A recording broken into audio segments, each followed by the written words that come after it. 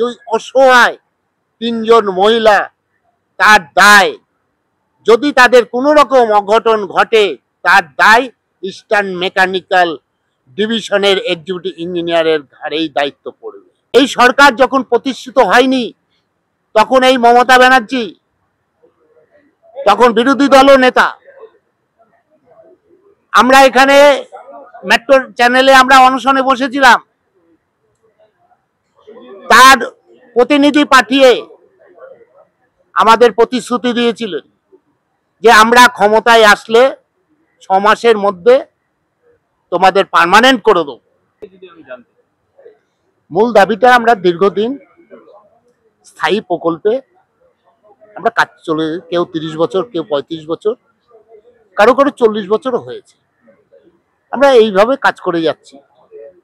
আমাদের সে ঢোকার পর থেকেই একটা দাবি ছিল বামফ্রন্ট সরকারের আমলে এবং এই সরকারের আমলে, যে আমাদের নিয়মিতকরণ করা হোক, কারণ আমরা স্থায়ী প্রকল্পে কাজ করছি এবং স্থায়ী পদ এটা। কারণ সুপ্রিম কোর্টের একটা অর্ডার আছে যে স্থায়ী পদে কখনো অস্থায়ী কর্মচারী রাখা যায় না। আর জল একটা মানে ভাইটালে, যেটা সরকার দিতে বাধ্য, এবং জলের মতন একটা জিনিসে সেখানে অস্থায়ী কর্মচারীদের দিয়ে কাজ করানো, এটা হচ্ছে একদম গুরুতর বেআইনি। তার কারণটা হচ্ছে, ধরুন আজকে একটা এলাকায় জল যাচ্ছে, সেখানে কোনো কারণে আমার গাফিলতিতে ওখানে কোনো একটা বিষাক্ত পদার্থ পড়ে গেছে, তাহলে আজকে মহামারী লেগে যাবে। তাহলে সেইখানে খুব এমার্জেন্সি, সেখানে আমাকে খুব সতর্ক হয়ে কাজ করতে হবে। তাহলে একটা যদি ঘটনা ঘটে যায়, তাহলে সেখানে তো অস্থায়ী কর্মচারীদের, অফিসারদের রোশান হলে পড়ে তাদের চাকরি খেয়ে নিচ্ছে, হুমকি দিচ্ছে, অশালীন ভাষা প্রয়োগ করছে। এইভাবে দীর্ঘদিন চলে আসছে এবং আমরা দীর্ঘ কয়েক বছর, 10 বছরের উপরে, 11 সালের আগের থেকে আমরা লড়াই করছি। এই সরকার যখন প্রতিষ্ঠিত হয়নি, তখন এই মমতা ব্যানার্জি তখন বিরোধী দল নেতা। আমরা এখানে মেট্রো চ্যানেলে আমরা অনশনে বসেছিলাম, তার প্রতিনিধি পাঠিয়ে আমাদের প্রতিশ্রুতি দিয়েছিলেন যে আমরা ক্ষমতায় আসলে 6 মাসের মধ্যে তোমাদের পার্মানেন্ট করে দেব। এই বর্বর সরকার করবে না। এবং আপনারা জানেন 2011 সালে সোনারপুরেও, তখন আমি ফেডারেশন করি, রাজ্য জয়েন্ট সেক্রেটারি, সেই সোনারপুরে ফেডারেশনেও বলেছিল কেউ খাবে, কেউ খাবে, তা হবে না, তা হবে না। দিল্লিতে যদি একটা কর্মচারী সে যদি 9,000 টাকা পায়, তাহলে পশ্চিমবঙ্গে কেন 3,500 টাকা পাবে? সে কিন্তু তখন প্রতিবাদটা করেছিল, কিন্তু আজ সে কিন্তু সেই উল্টো পথে, যেরকম আমাদের ডিএপএল এর মাইনা বাড়ে, ডিএটা দেয়নি এবং আমরা চিঠি করেছি, আমরাও 2009 সাল থেকে আমরাও ডিএ প্রাপক, আমাদেরও সেই এরিয়ার বকেয়া ডিএ দিতে হবে। তা সেইখানে আমি বলতে চাই যে মাননীয়া উনি সব সময় বলেন আমি কথা দিই, কথা রাখি, কিন্তু উনি রাখেন না, আর যেটা বলেন সেটা করেন না। বেনিয়ম হচ্ছে এই যে প্রকল্পগুলো চলছে, একটা এখানে দুর্নীতি চলছে কন্ট্রাক্টরের মাধ্যমে, বিশেষ করে জল জীবন মিশন। এই জল জীবন মিশনের মাধ্যমে বিভিন্ন রকম ঠিকাদার নিয়োগ হয়, তাদের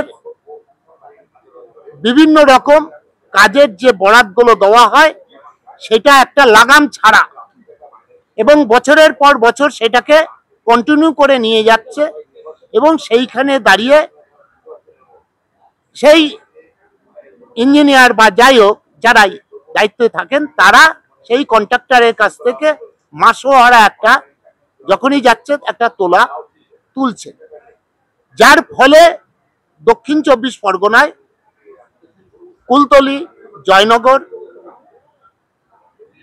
মইপিট বিভিন্ন জায়গায় জল জীবন মিশনের কাজ বন্ধ হয়ে আছে। এটা দুর্নীতি হয়েছে বলে আসছে না, দুর্নীতি বলেছে তো সাউথ 24 পরগনা, মেদিনীপুর, এই ঘাবলা উদ্ধার করুন, টাকা দেবো। কেন্দ্রীয় প্রকল্পের টাকা তো আগেও দিচ্ছিল, এই যে ঘর ঘরে জল পৌঁছিয়ে দেওয়ার পুরো টাকাটাই তো সেন্ট্রাল গভর্নমেন্টের। আমাদের যে অপারেশন মেনটেনেন্স যে টাকাটা যে মাইনাস সেন্ট্রাল গভর্নমেন্ট দিচ্ছে, আমরা তো এখানে পাচ্ছি না। তাই সেন্ট্রাল গভর্নমেন্ট যে টাকাটা দিচ্ছে সেটা 32,000, আমরা পাচ্ছি এখানে 465 টাকা, মানে 14,000। এবং শুধু তাই নয়, এখানে পি ট্যাক্সের নামে 110 টাকা করে লক্ষ লক্ষ কোটি কোটি টাকা দুর্নীতি হচ্ছে।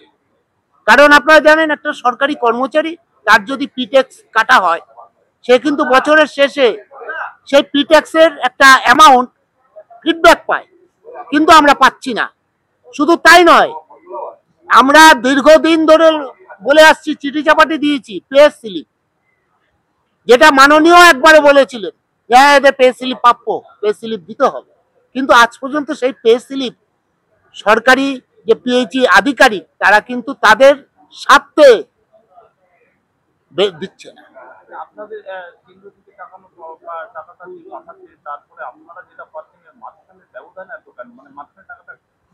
মাঝখানে ব্যাপারটা কোথায় যাচ্ছে সেটা তো আমরা জানতে চাই। এই যে আজকে যে কন্ট্রাক্টররা কয়েক লক্ষ হাজার কোটি টাকা পাবে, আমরা তো অবাক। তাহলে আজকে ধরলাম 1.5 বছর জল জীবন মিশনের টাকা বন্ধ হয়েছে, তাহলে তার আগের যে 5 বছর ধরে যে নিয়মিতভাবে যে বকেয়াগুলো ডিউ হয়ে গেছিল, সেই ডিউ টাকাগুলো কেন দেওয়া হয়নি?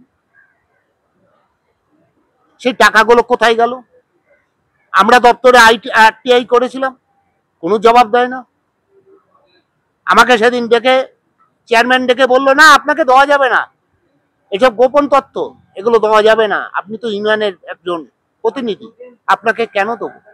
আমি বলেছিলাম প্রত্যেকটা কন্ট্রাক্টরের নাম দিন, কারণ আমরা এগুলো বের করব। এবং শুধু তাই নয়, যে কন্ট্রাক্টরগুলো মানব সম্পদের যে টেন্ডারটা তাকে দিচ্ছে, তাদের এই মানব সম্পদ খাটানোর কোনো টেন্ডারের লাইসেন্স নেই। লাইসেন্স বিহীন এই কন্ট্রাক্টররা পিএইচই দপ্তরে অগাধে কোটি কোটি টাকার টেন্ডার পেয়ে যাচ্ছে। এবং শুধু তাই নয়, এরা দীর্ঘদিন ধরে আমাদের বঞ্চিত করে আসছে। তার কারণটা হচ্ছে এই যে লেবার অ্যাক্ট, এই লেবার অ্যাক্ট পিএইচই দপ্তর মানছেন না। আমরা একাধিকবার লেবার ডিপার্টমেন্টে গেছি, জয়েন্ট সেক্রেটারি, অ্যাডিশনাল সেক্রেটারি, মানে লেবার কমিশনার বারবার বলছে পিএইচই আমাদের কথা শুনছে না, আমাদের চিঠি দিচ্ছি, চিঠির উত্তর দিচ্ছে না, প্রতিটা ইগনোর করে যাচ্ছে, ভাইলেট করছে। আমরা সিদ্ধান্ত নিয়েছি, সংগ্রামী যৌথ মঞ্চ জুলাই মাসে অভিযান করবে, এবং সেই অভিযান সংগ্রামী যৌথ মঞ্চের নেতৃত্ব হবে। আমরা ওখানে বসে যাব। আমরা দাবি আদায় না হলে আমরা নিজলয় সল্টলেক সেক্টর 5-এ। এবং তাছাড়া আমরা এই মাইনার বিষয়টা যদি আমরা 7 দিনের ভিতর বকেয়া মাইনা এবং নিয়মিত বেতনের প্রতিশ্রুতি এই সরকার বা ডিপার্টমেন্ট না দিতে পারে, তাহলে আমরা আগামী বুধবারের পরে এই মাইনার ব্যাপার নিয়ে আমরা হাইকোর্টে একটা মামলা করতে চলেছি। এবং নিয়মিতকরণের বিষয়ে আমরা কিছু দরখাস্ত জমা দিয়েছি, আপনাকে আমি দেখাতে পারি। আমরা সেই অনুযায়ী, যেটা সুপ্রিম কোর্টের অর্ডার রয়েছে, অরুণাচলের অর্ডার রয়েছে, বিভিন্ন রাজ্যের যে নিয়মিতকরণ হয়েছে কোর্টের অর্ডারে, সেই অর্ডারগুলোকে দিয়ে আমরা একটা অ্যাপ্লিকেশন জমা দিয়েছি। আমরা সেটা আগামী এই জুলাই মাসের শেষের দিকে আমরা সেটা দিয়েও হাইকোর্টে আমরা মামলা করতে চলেছি। আমাদের রাস্তার আন্দোলন যেরকম জারি থাকবে, এবং আইনের যে দ্বারস্থ সেটাও আমরা হব। এবং সদ্য একটা খুবই মর্মান্তিক ঘটনা, যেটা হচ্ছে 2010 সালে তাহিরপুর নোটিফাইড এরিয়া, তাকে পিএইচই দপ্তর তার যে স্থাবর পাম্প হাউস, সেই দুটো পাম্প হাউস হস্তান্তর করেন তাহিরপুর পৌরসভাকে। কিন্তু ওখানে দেখা যায় যে পাম্প হাউসগুলো হস্তান্তর করা সত্ত্বেও পিএইচই দপ্তর টেন্ডারের মাধ্যমে 2010 সাল থেকে 2023 সালের অক্টোবর পর্যন্ত টেন্ডারে সেই 4 জন কর্মীকে নিয়মিত মাইনা দিয়ে এসছে, এবং তার ভিতর 3 জনাই হচ্ছে স্বামী মারা যাওয়ার ফলে ডাই হ্যান্ডে তারা চাকরি ওই কাজটা পেয়েছিল। এই অসহায় 3টে মহিলা আজকে এই যে অক্টোবর পর থেকে মাইনা বন্ধ করে দিয়েছে, তার দায়টা কে নেবে? তার ভেতর ঝুমা ধর, সে গুরুতর অসুস্থ, সে চিকিৎসা করার টাকা পাচ্ছে না। আমরা এক্সিকিউটিভ ইঞ্জিনিয়ারের কাছে উনি একটা আবেদন করেছেন, সেই আবেদনে তারা সাড়া দিচ্ছে না, বলছে সরকারের টাকা নেই, ওদের মাইনা দেওয়া যাবে না, কারণ এটা তো আর পার্মানেন্ট চাকরি নয়। তা ব্যাপার হচ্ছে যে আমাদেরকে কোনো বয়সের এখনো কোনো এখানে হয়নি। 60 বছর, এখানে আমাদের 70 বছর, 78 বছর, 80 বছরেও কাজ করছে, বয়স হয়ে গেছে।